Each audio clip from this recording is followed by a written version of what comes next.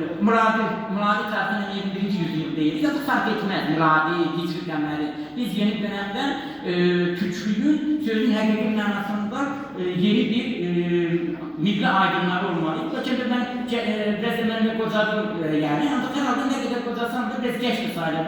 Ancak bu meselede durmak yoktur. Yolumuz bizim öz yolumuz var. Biz başkalarının yolundan gitmeyeceğiz. Başkalarının yolu var.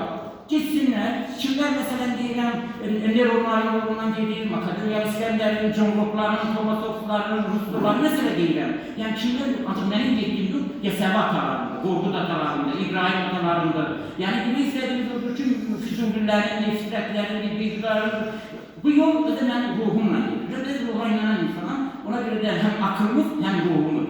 Yani akıl ve ruhumuzla inşallah yeni dönemde bu davanı yapacak ve yeni nesil öyle bir davanı yapacak ki yeni neslinde biraz gözün içine bakmak da yani oraya da bir örnek alacak bir şey olacak. Buna inanıyorum inşallah artık Türk'ün dirilişini öyle bir marifesinde için biz bunu başaracağız. Sağ olun.